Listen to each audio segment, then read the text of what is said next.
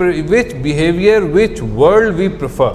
तो आधी दुनिया इंट्रोवर्जन प्रेफर करती है और आधी दुनिया एक्सट्रोवर्जन प्रेफर करती है। अच्छा, दोनों दुनियाएं अच्छी हैं। टाइप का मकसद ये है कि हम अपनी प्रेफरेंस को डिस्कवर करें अपने खुश रहने के लिए, और दूसरी दुनिया के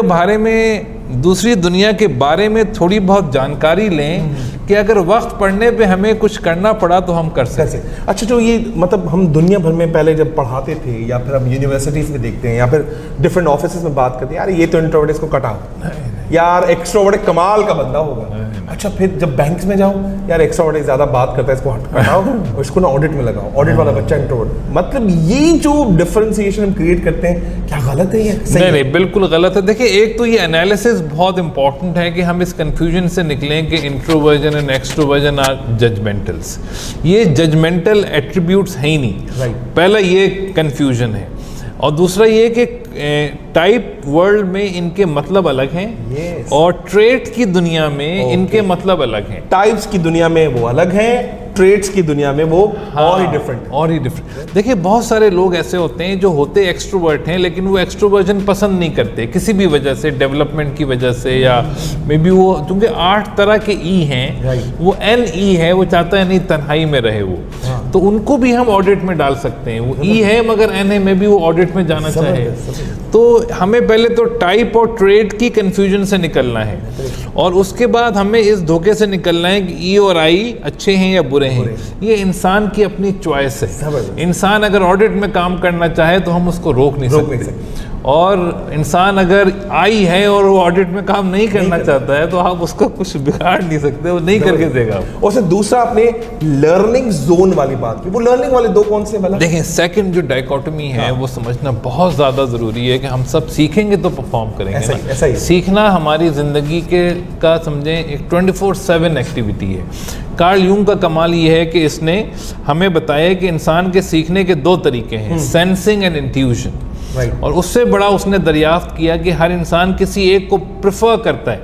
इसका मतलब किसी एक में उसको मजा आता है, इसका मतलब दूसरे में मजा नहीं आता है। ऐसा ही। ये बहुत धोखे की बात है, ये धोखा है। तो दुनिया में तकरीबन 80% लोग सेंसिंग प्रेफर करते हैं।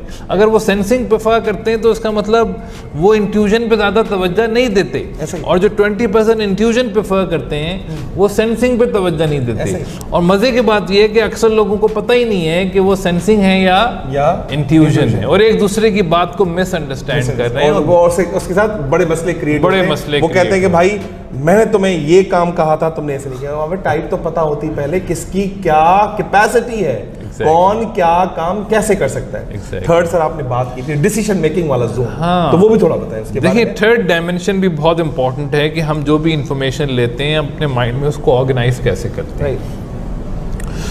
तो डिसीजन मेकिंग के 2 प्रोसेसेस हैं, ये बड़ी इंपॉर्टेंट डिस्कवरी है कार्ल यूंग की, एक T और एक F। देखिए, T जो डिसीजन मेकिंग प्रेफरेंस है या जो प्रोसेस है, that is logical in nature. हम लॉजिक्स को यूज़ करके, हम कॉज एंड अफेक्ट को यूज़ करके अपनी इंफॉर्मेशन जो हमने हासिल की है उसके बारे में कंक्लूजन ड्रॉ करते हैं। और एक है फीलिंग बेस्ड डिसीजन मेकिंग। उसमें यह है कि खवातीनों वाला तो नहीं है। हाँ, नहीं, दोनों हो सकता है, दोनों मर्द भी, जैसे मैं I am an F person, हमारे प्राइम मिनिस्टर भी F हैं, तो F लोग भी हैं, यानी ओबामा वाज F, बहुत सारे लोग यानी जो लीडरशिप में रहे वो भी F हैं। सही। लेकिन ये आपकी बात सही है, ये 80% खवातीन F होती हैं। ऐसा ही। बिल्कुल। तो ह्यूमन बेस्ड डिसीजन जो लोग प्रेफर करते हैं एहसास और वैल्यूज़ की बुनियाद पे, ये एक F है। अच्छा, मज़े की बात ये कि अल्लाह ने हर इंसान के अंदर ये दोनों सलाहियतें रखी हैं कि वो T और F की बुनियाद पे फैसले कर सके, और करता है। हमें अल्लाह ने ये इसलिए दिया कि हम सिचुएशन डिसाइड करें। अगर हम काम पे हैं, वर्क पे हैं, तो कोशिश करें लॉजिकल डिसीजन में। अपनी फैमिली के साथ हैं तो हमें कोशिश करनी चाहिए कि हम ज़्यादा लॉजिक्स पे फैसले ना करें, अदले का बदला ना करें, कॉज एंड इफेक्ट ना करें। हमें लिहाज, रहम और दरगुजर का मामला करना है, जो कि F है। और आखिरी आपने कहा एक लाइफस्टाइल, JNP। देखिए, ये बहुत ही इंपॉर्टेंट डिस्कवरी है कार्ल यूंग की। आधी दुनिया जो है वो J है, आधी दुनिया P है। हम लोग बहुत ज़्यादा इस लाइफस्टाइल के तजाद की वजह से झगड़ों का शिकार हो जाते हैं। अब देखें ना, आधी दुनिया अल्लाह ने पी बनाई है, वो फ्लेक्सिबल है, स्पॉन्टेनियस है, वो हमें नज़र आते हैं फ्लेक्सिबल, और मगर उनका कमाल ये है कि वो प्रॉब्लम्स की तलाश में रहते हैं। ऐसा ही, और प्रॉब्लम मिलते ही जब तक उसको सॉल्व ना करें उनकी नींदें उड़ जाती हैं। राइट। और अल्लाह ने बाकी आधे लोग बनाए हैं वो गोल ओरिएंटेड हैं, जब तक वो गोल सेट करके प्लान करके वो मकसद हासिल ना करें उनको चैन नहीं आता। ऐसे ही। तो एक तरफ प्रॉब्लम सॉल्वर अल्लाह ने बनाए, एक तरफ अल्लाह ने गो गेटर्स बनाए, प्लानर्स बनाए। तो हम उन इंसानों को अच्छे और बुरे की निगाह से देखते हैं जो कि नफरत का बायस बनता है। हमें इंसानों की पहचान अपनी नज़रों में और अपने दिमाग में लानी चाहिए। जबरदस्त कमर साहब, बहुत जबरदस्त लगा।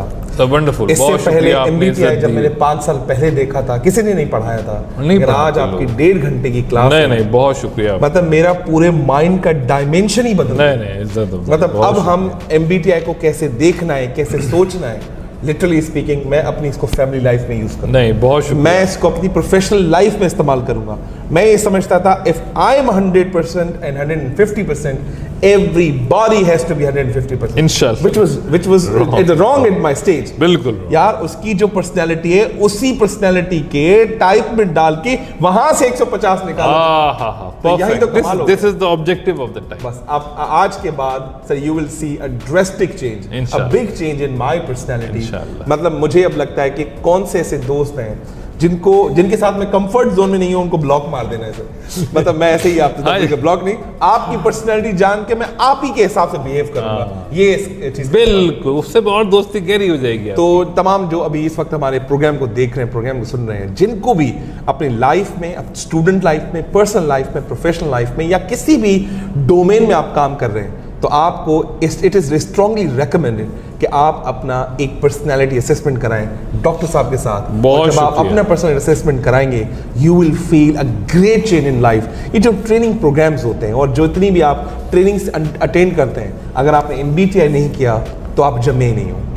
अगर आपने MBTI नहीं कराया तो कोई भी ट्रेनिंग आपको वो काम नहीं आने वाली जब तक आप MBTI नहीं करें। बिल्कुल। Thank you very much for your time sir. Any last message to my audience sir? कोई लास्ट मैसेज देना चाहें?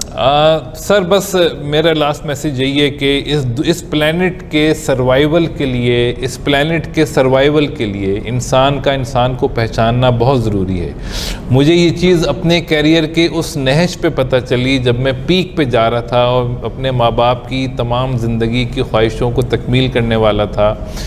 साइकेट्री की रेजिडेंसी शुरू कर चुका था और एक साइकेट्रिस्ट बनने वाला था। तो मुझे जब ये पता चला कि इंसानों की पहचान कराने वाले लोग ही नहीं है हमारे मुल्क में, तो मैंने ये सोचा कि साइकेट्रिस्ट तो बहुत है, बीमार तो ठीक हो जाएगा मगर इंसान को अगर पहचान नहीं मिली ना सर, जो ठीक है वो बीमारी से कैसे बचे, कमाल तो इस बात का है। तो मैंने you chose a proactive life. Proactive, अगर आप साइकियाट्रिस्ट होते तो आप रिएक्टिव होते, एंड प्रोएक्टिव अमेजिंग गाइस।